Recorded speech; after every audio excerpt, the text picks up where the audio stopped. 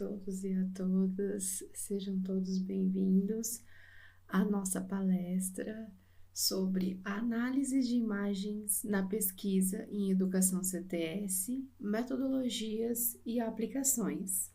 O meu nome é Thaís Mendes Rocha e eu falo aqui de Maringá, da Universidade Estadual do Paraná. Eu sou licenciada em Ciências Biológicas pela UEM e em Pedagogia. Eu concluí o meu mestrado em Educação para a Ciência e a Matemática, aqui no programa de pós-graduação em Educação para a Ciência e a Matemática, o PCM, da Universidade Estadual de Maringá, aqui no Paraná. E atualmente eu curso o doutorado, que se encerra em 2026. Eu também participo do grupo de pesquisa Interarte, interação entre arte, ciência e educação, diálogos e interfaces com as artes visuais, da Universidade Estadual de Ponta Grossa, desde 2020, quando eu entrei no mestrado, e esse grupo é orientado pela minha orientadora, né, na qual me auxiliou aí na pós-graduação. Eu também atuo no comitê editorial da revista Vitruvium Cogitationes, a RVC, desde 2022. Então, esse contexto aqui de pesquisa que eu realizo, juntamente com os outros membros do nosso grupo de pesquisa, me permitiram trabalhar com imagens, né? Tema da nossa palestra de hoje. Então, nós também utilizamos aqui o referencial teórico da educação CTS. Eu acredito que vocês já devem ter ouvido falar sobre CTS e a variedade de termos que nós podemos escutar na academia. Nós vamos encontrar a educação CTS, que é o termo que eu utilizo atualmente, que se refere ao processo educacional que integra ciência, tecnologia e sociedade. Também é possível identificar aí alguns autores que trabalham com o termo abordagem CTS, que vem a ser uma metodologia pedagógica que enfatiza a interconexão entre ciência, tecnologia e sociedade. Também já utilizei o termo enfoque CTS, que é o ponto de vista que considera a interação entre ciência, tecnologia e sociedade em diversas áreas. O ensino CTS, que é essa prática de ensinar utilizando essa abordagem CTS. Os estudos CTS, que é o campo, né, acadêmico que investiga essa interação. E também campo CTS, como essa área interdisciplinar de pesquisa e prática. E o movimento CTS, que é essa iniciativa de movimentos populares e sociais e acadêmicos aqui desde a sua origem. Então, para a gente entender de onde que surgiu essa educação CTS, a gente tem que voltar um pouquinho na nossa história e na história de outros países. Se nós voltarmos lá em 1840, quando estava ali acontecendo a Revolução Industrial nos países desenvolvidos, nós vamos ter esse desenvolvimento de ciência e tecnologia, tanto na universidade quanto na nossa sociedade.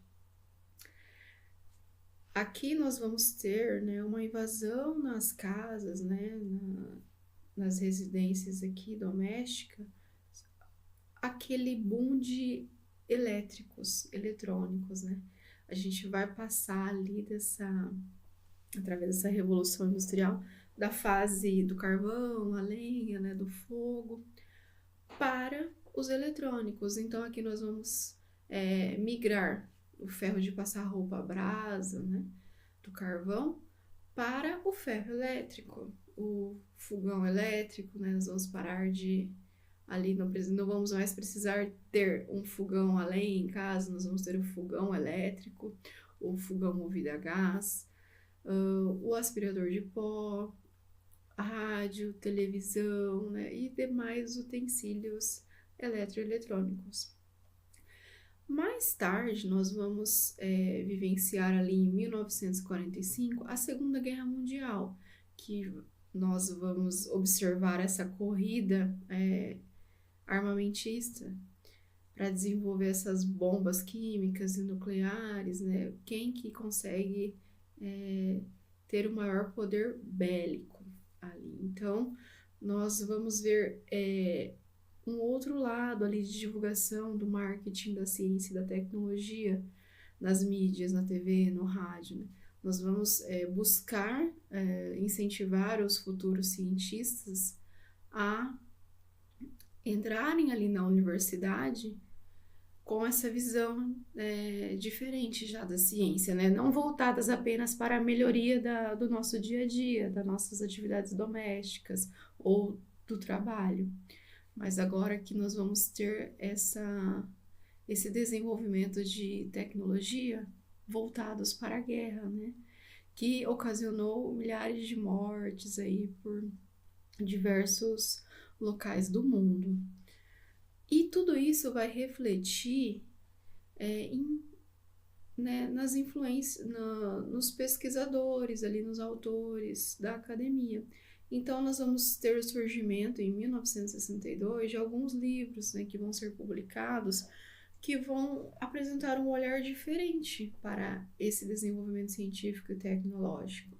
Então, Thomas Kuhn, lá nos Estados Unidos, juntamente com a Rachel Carson, eles vão publicar duas obras principais e influentes aqui na nossa academia e na nossa sociedade. O Thomas Kuhn ele vai publicar o livro intitulado A Estrutura das Revoluções Científicas, onde ele vai dar ênfase como que ocorre essa mudança de paradigmas, como que essa ciência ela evolui, ela muda ao longo do tempo.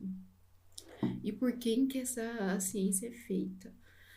Então, aqui nós vamos ter essas implicações, né? O que está por trás desse desenvolvimento científico e tecnológico? Como que essa ciência ela é feita? Quem que tem esses interesses ali em desenvolver mais ciência e tecnologia? E para qual finalidade? Como que nós estamos utilizando toda essa tecnologia, essa ciência? E a Rachel Carson, com o livro Primavera Silenciosa, vai fazer mais esse olhar, essa crítica ambiental aos inseticidas, né, esses agrotóxicos que vinham sendo utilizados ali na agricultura e que estavam matando ali, impedindo que novos ovos ali, principalmente dos pássaros, de alguns animais, eclodissem, e dessa forma a gente teria ali uma primavera silenciosa, porque não teve nascimentos daqueles pássaros, né, naquele período, por influência ali dos venenos. Então, como que esses agrotóxicos estavam influenciando o meio ambiente, os animais, né, toda a área ali rural e chegando na nossa prateleira ali no mercado, né, para atuar ali na nossa alimentação. Então, o que nós estávamos comendo? Então, depois disso, nós vamos ter todo aquele movimento dos transgênicos também, aquelas guerras do Vietnã e os movimentos hippies, né? Aquele lema, faça amor, não faça guerra. Então, tudo isso vai parar nas ruas, formando aqueles movimentos populares, que a gente vai ter aqui em 1970, essas manifestações, né? Essas avaliações desses impactos ambientais e sociais da ciência e tecnologia durante essa entrada e saída de governos. Então, eles já estavam ali também avaliando esses impactos para as futuras gerações, né? Qual o estrago que eles teriam feito durante esse mandato deles. Então, aqui a gente já começa a ter esses movimentos nos Estados Unidos, na Europa, na década de 1970. Aqui a gente vai ter essa tradição europeia, caracterizada ali pelos fatores sociais, que vão anteceder, né, e com a influência de Thomas Kuhn, focando ali na desmistificação da ciência e da tecnologia, né? Então, aqui nós vamos ter mais essa crítica aos fatores ali que originam, né? Quem que cria essa ciência? Para quem que ela é criada? Com qual objetivo? Então, essa educação CTS na Europa, ela visa desmistificar essa ciência, essa visão, né, de que quanto mais ciência e tecnologia, maior o desenvolvimento científico e tecnológico, maior o nosso desenvolvimento econômico e melhor o nosso bem-estar. Mas tem mais coisas aí por trás, né? Não é, a gente não precisa somente de mais tecnologia para ter uma vida melhor, né? Algumas pessoas ali estão, até hoje, né, estão morrendo com essa tecnologia que nós desenvolvemos. Nós temos ali hoje ainda vários países em guerra, né? Israel, a Rússia, então a gente consegue ver até nos dias atuais esse impacto aí de todo esse misticismo aí, né, essa influência aí de que a ciência seria utilizada apenas para o nosso bem-estar. Aqui na América do Norte, nós vamos ter essa tradição mais focada nas consequências sociais e ambientais da ciência da tecnologia, fortemente influenciada pela Raquel Kers, né, do seu livro Primavera Silenciosa, e o objetivo principal aqui seria essa regulação social, enfatizando a necessidade de controlar os impactos negativos dessas inovações científicas e tecnológicas. Aqui no Brasil, né, nós vamos ter essa influência dessa tradição latino-americana, após as obras ali de Paulo Freire, o nosso educador, que publicou e criou uma metodologia nos seus livros sobre alfabetização de jovens e adultos, né, na qual ali o trabalhador ele vai conseguir ler e escrever a partir do seu contexto. Então, aqui ele vai ter essa emancipação, né, essa autonomia de poder escrever o seu nome e conseguir escolher os seus representantes políticos, né, governamentais, e decidir ali o caminho também do seu país, né, o futuro da nossa sociedade. Então aqui ele vai ter um grande impacto nessa emancipação, né, nessa autonomia dos professores, dos jovens e adultos aqui. Então ele vai ser uma grande influência também para esse movimento CTS na América Latina e no Brasil.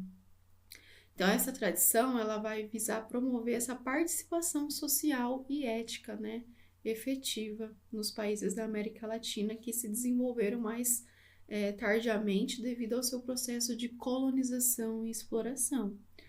Então aqui nós vamos ter essa falta de movimentos sociais, essa falta de valorização da cultura nacional, porque tudo era imposto aqui durante a colonização, né? O que era português, o que era americano, era sempre melhor do que o nosso produto aqui, a nossa ciência nacional, né?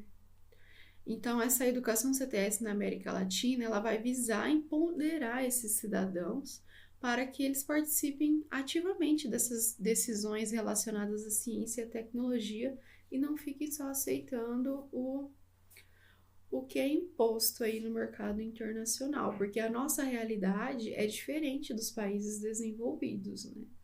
Devido a esse período aí de desenvolvimento, né? Aqui na educação CTS, nós vamos ter alguns objetivos específicos voltados, né, para as escolas, para a área do ensino e educação. Então, qual que é o objetivo dessa educação CTS, falando aqui como professores, né? Ou para quem vai realizar pesquisas e não entende muito bem o que seria essa educação CTS. Ela visa preparar os alunos para atuar de forma crítica e ativa na nossa sociedade. Então, o principal objetivo é capacitar os estudantes para que eles possam analisar criticamente e se envolver ativamente nas questões sociais e tecnológicas que impactam as suas vidas. Então, aqui nós vamos ter essa formação para a atuação na sociedade, né? Então, aqui os alunos eles vão ter mais autonomia e mais atuação na sua comunidade, dentro, fora da escola, das suas casas, e ter esse olhar mais crítico, cobrar dos nossos governantes, cobrar dessas empresas. De vez ou outra aparece, né, esses acidentes aí, né, desastres ambientais em algumas empresas, indústrias. Então, como que a gente lida, né, na nossa sociedade quando a gente vê cidades inteiras sendo alagadas, devastadas ali por mineradoras, né, devido a essa exploração ambiental, principalmente ali nas comunidades ribeirinhas, né? Geralmente envolve locais ali de maior desigualdade social, né? Então aqui nós também olhamos, né, com mais atenção para esse aluno ser mais ativo na sua sociedade e buscar ali uma maior igualdade social também para a sua comunidade. Além de desenvolver a capacidade de tomada de decisão. Então, aqui a educação CTS busca desenvolver nos alunos a capacidade de tomar decisões informadas, né? Não é a fake news lá do WhatsApp que a gente vivenciou nas redes sociais aqui durante a pandemia, né? Daquele mito ali da vacinação e também da política que nós enfrentamos durante a pandemia da Covid, né? Então, aqui a gente tem que saber diferenciar uma fake news de uma informação verdadeira. E também responsável, né? Porque a gente divulga, a gente é responsável pelas informações que nós divulgamos nas nossas redes sociais. Em aspectos sociais, tecnológicos, ambientais, culturais, religiosos. Eu coloquei religiosos aqui porque a gente tem várias questões, principalmente na ciência e na biologia, que a religião ela vai influenciar essa tomada de decisão desses alunos. Quer um exemplo? Aborto, educação sexual, evolução, tudo isso a gente sente muita dificuldade, né, em trabalhar ali com os alunos, essa parte, né, o conteúdo ali, a visão da ciência e a visão da religião, eles conseguirem diferenciar o que é religião, o que é ciência, né? E também um olhar mais crítico para a nossa economia e para a nossa política, né? Principalmente ali, saber o que é prioridade para aquele aluno, para aquela comunidade dele, para ele conseguir votar, né? Escolher os seus representantes, os nossos futuros governantes. Então, tudo isso a gente consegue também trabalhar ali durante a educação CTS. E quais os parâmetros e os propósitos educacionais, né, dessa educação CTS na escola? Então, esses parâmetros vão incluir a racionalidade científica, o desenvolvimento tecnológico e a participação social. Então, tudo isso tem que acontecer dentro da educação CTS. Então, esses parâmetros vão orientar a maneira como a educação CTS ela vai ser implementada na escola ou, né, em ambientes não formais. Os propósitos educacionais vão se associar ao desenvolvimento de percepções, questionamentos e compromissos sociais. Então, aqui a educação CTS ela visa estimular nos alunos uma compreensão crítica desses fenômenos científicos e tecnológicos e o seu impacto na sociedade. E quais temas que nós podemos trabalhar com a educação CTS? Eu coloquei uma lista aqui para vocês de possíveis temas que a gente vai encontrar mais facilidade em fazer essas discussões CTS, como a saúde humana, as questões ligadas a doenças e a bem-estar, a fome mundial, os problemas relacionados à nutrição e à segurança alimentar, essa produção de alimentos, né, da agricultura, do produtor rural, do desmatamento, dos agrotóxicos, do pequeno produtor, né, da agricultura familiar. Então, tudo isso a gente já tem uma facilidade ali nesses temas, nesses assuntos. O crescimento populacional, esses desafios e implicações do aumento populacional a qualidade do ar, o destino do lixo, essas questões ambientais cruciais, a agricultura, o uso do solo, essas práticas sustentáveis e o seu impacto, as substâncias perigosas, a guerra tecnológica, os riscos e regulamentações. Aqui a gente pode colocar a IA, né, a inteligência artificial, que está muito presente atualmente. Essas substâncias perigosas, né, como eu já falei, a indústria e a ética, essas implicações morais e práticas nas indústrias, né, nessa produção ali de produtos, alimentos, serviços para a nossa comunidade. E principalmente aqui essas espécies em extinção e a preservação ambiental durante essa conservação da biodiversidade. Então, finalizando essa introdução do que é a educação CTS, a gente vai voltar agora o nosso olhar para as imagens, né? Então, quem que tem interesse de trabalhar com alguma imagem em sala de aula ou na sua pesquisa de TCC, né? Tá concluindo ali uma graduação, uma pós-graduação, fazer um mestrado, um doutorado, né? A gente vai se deparar com imagens na nossa pesquisa e na nossa atividade ali docente. Por exemplo, o livro didático, ele é cheio de imagens. E como que o professor vai utilizar essa imagem em sala de aula ou na pesquisa? Então, eu vou oferecer algumas dicas, alguns referenciais aqui de livros, artigos, para que vocês possam se aprofundar e utilizar, né, para trabalhar melhor com essas imagens. Então, aqui nós vamos ter essa leitura de imagem com as 3 interrogações, né? Então, você vai passar ali por 3 etapas durante a análise da imagem. A primeira etapa é o que é essa imagem, né? Essa descrição, né? O que essa imagem representa, o contexto e tudo mais. A segunda etapa é o porquê dessa imagem, né? Qual que é a intenção de utilizar essa imagem, por que ela foi criada, com qual objetivo, como que nós podemos utilizar ela. E a terceira etapa, né, é como que essa imagem ali foi utilizada. Todas essas etapas, elas estão conectadas, mas cada uma vai descrever esses aspectos da imagem. Então, vamos passar agora, né, antes de eu explicar o que é cada etapa, quais imagens que você pode estar utilizando. Então, aqui nós temos o domínio das representações visuais e das representações imateriais.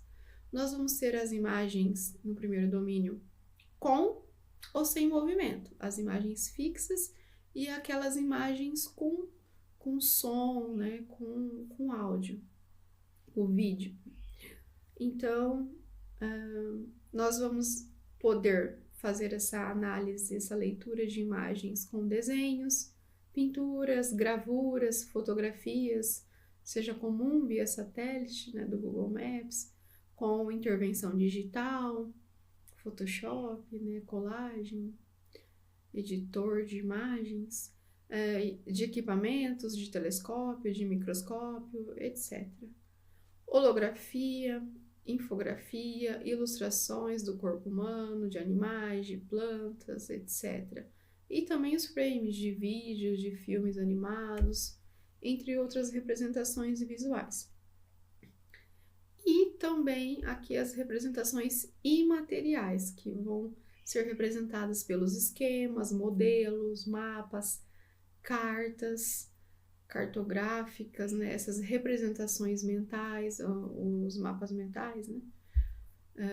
E outras representações imateriais.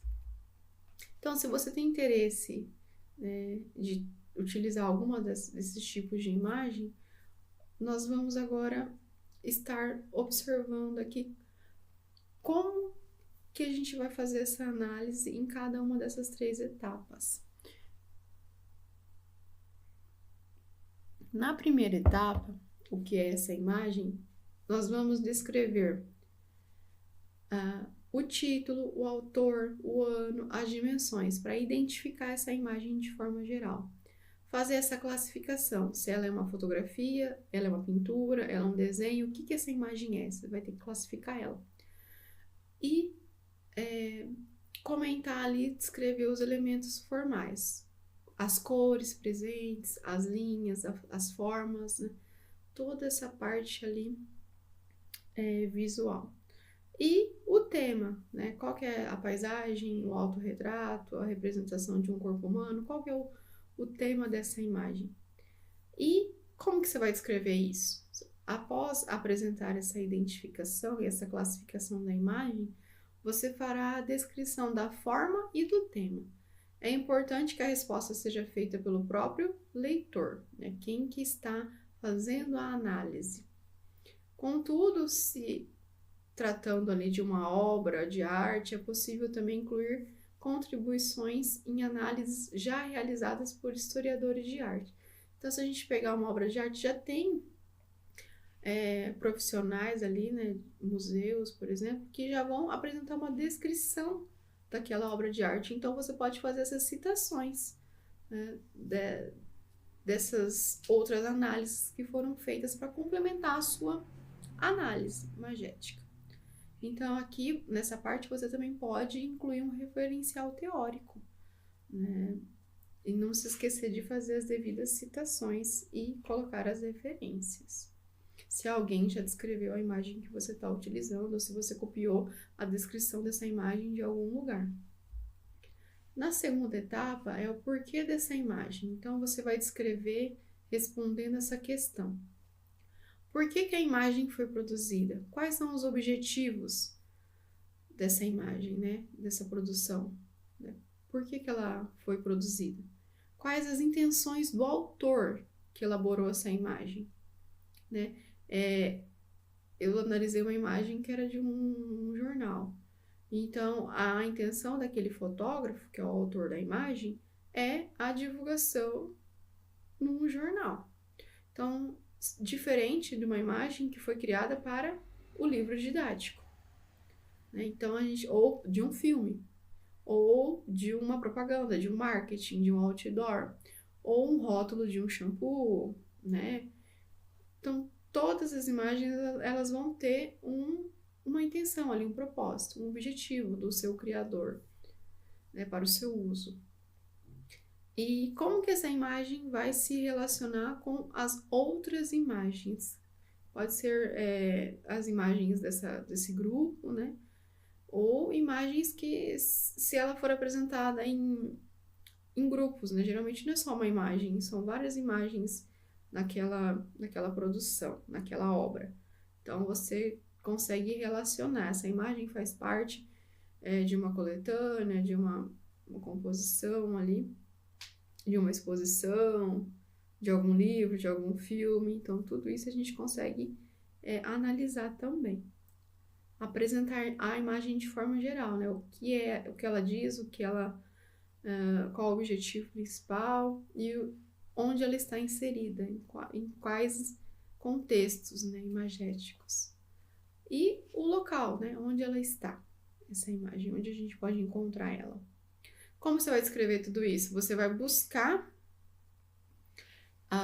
explicações e descrições do próprio autor. Às vezes o autor ele já explicou essa imagem, ou fazer pesquisas na internet, em livros, e colocar aqui as referências, né, das suas pesquisas, citar.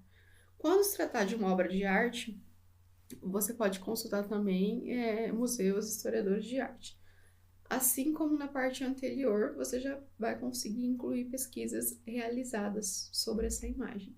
E na última etapa, como que essa imagem foi utilizada? Você vai descrever e vai analisar o espaço, o local onde a imagem foi apresentada, o local onde essa imagem se encontra, uma galeria, museu, né, o livro didático, um filme e por aí vai. As imagens com textos, né? Também é possível estabelecer essa relação. Como que é essa relação do texto com a imagem, se tem alguma legenda explicando, apresentando essa imagem. Então, você consegue analisar ali o texto e a imagem, como que o texto apresentou essa imagem. E em qual contexto essa imagem foi apresentada, para quem essa imagem foi apresentada e como ela foi apresentada. Você pode descrever isso, falando ali se a análise é feita a partir dessa discussão sobre o uso da imagem. Pode ocorrer da imagem ter sido elaborada com uma determinada finalidade pelo seu autor e ser utilizada com outra intenção. Então, essa diferenciação ela deve ser evidenciada na sua análise. É importante relacionar o texto e o contexto da imagem. Eu trabalho com filmes, então o filme ele foi feito para o cinema, é uma obra de arte cinematográfica. Se a gente pensar em utilizar o filme na educação, o filme ele não foi feito igual o livro didático para ser um recurso ali didático, educacional, pedagógico, para educar. Ele foi feito para ser um entretenimento, uma forma ali, uma expressão cultural. Então, a gente tem essa diferenciação. O objetivo da criação do autor e a finalidade que eu vou dar para essa imagem. Então, a gente tem que saber diferenciar. Então, aqui eu vou trabalhar com esses filmes, né? Eu trabalhei durante o meu mestrado e eu criei essa ficha de leitura de imagens fílmicas, que eu chamo de LIFE, com enfoque CTS. E essa ficha ela está apresentada aqui além da minha dissertação e também de um e-book que a gente conseguiu converter essa dissertação de mestrado em um e-book, só que é muito longo, né? Tem várias páginas, a gente conseguiu resumir também em um artigo. Promovendo a alfabetização científica através de imagens fílmicas, uma abordagem CTS na prática docente. Nesse artigo eu vou apresentar essa ficha e explicar como fazer análise em cada passo. Ela vai ter 3 etapas também de análise. A fase seletiva, para você selecionar um filme com potencial CTS. A fase descritiva, para você descrever todos esses componentes visuais do filme. E a fase interpretativa e descrever essas interações CTS que estão na obra. Então, eu costumo trabalhar com filmes voltados para a área de ensino de ciências, né, educação científica. Nós vamos ter esses filmes para um público mais infantil e para um público mais jovem ali, né, do final do ensino médio, ou no final do ensino fundamental e no ensino médio, já pré-vestibular. Aqui nós vamos conseguir analisar com essa ficha, na primeira etapa, a fase seletiva, você vai conseguir escolher um filme de maneira criteriosa, vai avaliar o seu impacto para fazer uma abordagem CTS em sala de aula ou em uma pesquisa, né, de TCC, mestrado ou doutorado. Na segunda etapa, você já vai conseguir descrever, fazer aqui essa análise iconográfica desses elementos e significados presentes na narrativa fílmica. As cenas, os personagens, os cenários, os figurinos, o diretor, entre outros elementos visuais e sonoros, né, durante a análise ali para compreender essa composição visual e narrativa do filme. E a última etapa, interpretativa, né, e das interações CTS, ela foi concebida para identificar e discutir os elementos científicos, tecnológicos e sociais, ambientais e culturais na ficção. Então, aqui você vai conseguir identificar se o filme apresenta potencial CTS. Você vai responder essas perguntas. Se a maioria das respostas for sim, o filme ele tem um elevado potencial CTS. Nós acreditamos aqui que todo filme ele tem um potencial para discussões CTS. Mas alguns a gente vai apresentar uma maior facilidade. Por exemplo, os documentários e os filmes de ficção científica. Porque o elemento ali tecnológico, científico, é mais explícito no filme. Os filmes também com uma pegada mais ambiental, os filmes infantis, assim, também tem uma maior facilidade para discussões CTS. Então, vamos lá. O filme ele aborda algum conteúdo de ciências relacionado com o cotidiano dos alunos? Ou algum conteúdo de alguma outra disciplina? Os conceitos destacados no filme, eles estão relacionados com o enfoque CTS? O filme realiza a introdução de um problema social? O filme inclui contribuições da ciência e da tecnologia para a sociedade? O filme apresenta questões políticas, sociais, ambientais e culturais, sejam locais ou globais, relacionados à ciência? O filme considera a ética e os valores da ciência e da tecnologia? O filme estimula a formação do pensamento crítico, incentivando debates em torno das relações entre ciência, tecnologia e sociedade? O filme aborda questões polêmicas, sociais, históricas, ambientais e culturais que podem contribuir para a formação de atitudes e valores morais e éticos dos alunos? Se sim, se a maioria das respostas for sim, você pode fazer uma análise com uma maior facilidade,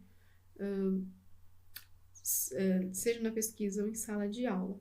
Aqui eu deixo para vocês a referência aqui, o site da editora Texto e Contexto, de alguns livros que o nosso grupo de pesquisa publicou. Esse do meio aqui é o e-book derivado da minha dissertação, na qual tem alguns exemplos de análises fílmicas. Eu trabalhei com filmes de pandemia, filmes de epidemia, que o meu mestrado foi realizado durante a pandemia da Covid-19. Então, eu trabalhei com filmes de ficção científica sobre epidemias. Então, eu vou apresentar ali algumas análises fílmicas para vocês observarem. E além de outros e-books aqui, todos gratuitos, disponíveis em PDF, para vocês verem exemplos de análises de imagens fixas, aqui como é o terceiro livro aqui, a partir daquela leitura de imagens que eu apresentei para vocês, da Silva 2022, que é a minha orientadora. E também aqui outros filmes aqui, outras imagens que nós costumamos analisar.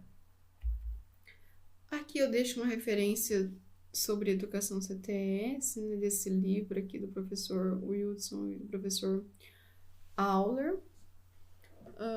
Também um artigo aqui mais curto do Santos e Mortimer, e sobre os propósitos e os parâmetros da educação CTS.